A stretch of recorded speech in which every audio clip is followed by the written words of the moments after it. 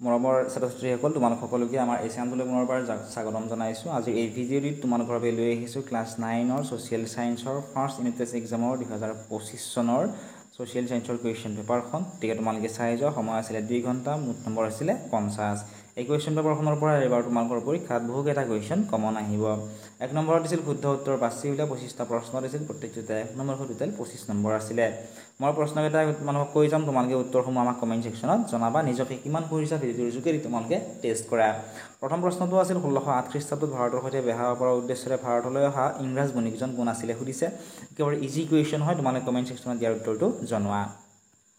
2 number প্ৰশ্নটো আছিল Vasco da Gama ভাৰতৰ কালিকট বন্দৰত কিমান চনত উপস্থিত হৈছিলে সুধিছে। 3 নম্বৰ প্ৰশ্নটো আছিল মছলিপট্টমত ইষ্ট ইণ্ডিয়া কোম্পানীয়ে বাণিজ্যিক কেন্দ্ৰ কিমান খ্ৰীষ্টাব্দত স্থাপন কৰিছিল। উত্তৰসমূহ তোমালোক আজিৰ এই ভিডিঅ'ত মই তোমালোক কৰি দিয়া নাই, তোমালোক যদি কৰি দিব লাগে তোমালোকে কমেণ্ট ছেকশ্যনত জনাবা। আৰু যিসকল ছাত্ৰ ছাত্ৰীয়ে উত্তৰখিনি জানা তোমালোকে কমেণ্ট ছেকশ্যনত কমেণ্ট কৰি জনাবলৈ নাপাহৰিবা। কুৱেশ্যন পেপাৰখন যদিহে লাগে ডেছক্ৰিপশ্যনত দিয়া লিংকত ক্লিক কৰি আমাৰ মোবাইল এপটো ডাউনলোড কৰি ল'বলৈ নাপাহৰিবা। তাত তোমালোকে ইয়াৰে কুৱেশ্যন পেপাৰসমূহ পাবা। নেক্সট কুৱেশ্যনটি আছিল মছলিপট্টমত ইষ্ট ইণ্ডিয়া কোম্পানী বাণিজ্যিক কেন্দ্ৰ কিমান চনত স্থাপন কৰিছিল। 2 নম্বৰ প্ৰশ্ন আছিল মোগল সম্ৰাট শ্বাহ আলমে ৰমকদাইবৰ লগত এলাহাবাদ চুক্তি সম্পন্ন কৰাৰ ফলস্বৰূপে এই কোম্পানীয়ে ৰাজনৈতিক কৰ্তৃত্ব লাভ কৰাৰ ঠাই দিছে। নেক্সট কুৱেশ্যনটো আছিল কোনখন আইনে ভাৰতত 2 খলপীয়া শাসন ব্যৱস্থা প্ৰৱৰ্তন কৰিছিলে।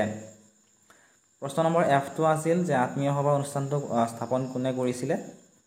নেক্সট 2 নম্বৰ কুৱেশ্যনটি আছিলে হোম ৰুল লীগৰ প্ৰতিষ্ঠাতা কোন আছিল। 8 নম্বৰ কুৱেশ্যনটো আছিল ভাৰতীয় জাতীয় কংগ্ৰেছৰ প্ৰথমগৰাকী মহিলা সভাপতি কোন আছিলে। নেক্সট কুৱেশ্যনটি আছিল ভাৰতৰ প্ৰথমখন ইংৰাজী বাতৰি কাকতৰ নাম কি সুধিছে। নেক্সট কুৱেশ্যনটি আছিলে তলৰ কোনটো ভূপৃষ্ঠৰ পৰিৱৰ্তন এটা বাহ্যিক কাৰক সুধিছিল। নেক্সট কুৱেশ্যন আছিল হিমাবাহৰ কাষেৰে বৈ যোৱা গ্ৰাফক ডেছ বোলে। নেক্সট কুৱেশ্যন ভূপৃষ্ঠৰ পৰিৱৰ্তন এটা আভ্যন্তৰীণ কাৰকৰ উদাহৰণ কি সুধিছিল। M নম্বৰ কুৱেশ্যনটো আছিল বৰদ্বীপ নদীৰ ডেছত গঠন হয়। কুৱেশ্যন নম্বৰ N আছিলে ট্ৰপস্ফিয়াৰ আৰু ষ্ট্ৰেটোস্ফিয়াৰৰ মাজৰ সীমাটোক ডেছ বুলি কোৱা হয়। নেক্সট কুৱেশ্যন আছিল অজন গেছৰ স্তৰটো বায়ুমণ্ডলৰ কোনটো গেছৰ স্তৰত অৱস্থিত। বতাহৰ গতিবেগ নিৰ্ণয় কৰা যন্ত্ৰটোৰ নাম সুধিছিল। প্ৰাচ্যৰ প্ৰশান্ত মহাসাগৰীয় উপকূলাঞ্চলৰ ঘূৰ্ণীবতাহৰ নামটো কি সুধিছিল। ভাৰতৰ প্ৰথম বাওঁপন্থী দলটোৰ নাম কি সুধিছিলে। নেক্সট কুৱেশ্যন আহিছিল ভাৰতৰ প্ৰথম আঞ্চলিক দলটোৰ নাম কি।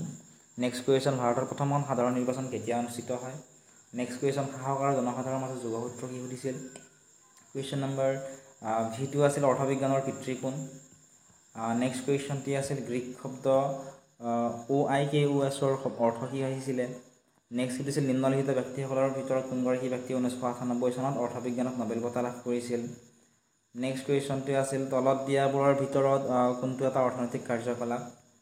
তাৰপিছত চোৱা এইকেইটা 1 নম্বৰ কুৱেশ্যন আহিছিলে পাৰ্ট 1ত, ঠিক আছে 1 নম্বৰ আৰু 2 নম্বৰ। আৰু কুৱেশ্যন নম্বৰ 6ত দিছিলে 3 নম্বৰ উদৰ প্ৰেৰণ পত্ৰৰ মূল উদ্দেশ্যসমূহ কি আছিল, ঠিক আছে। গতিকে তোমালোকে চাই যোৱা কেনেকুৱা ধৰণৰ কুৱেশ্যন আহিছিলে।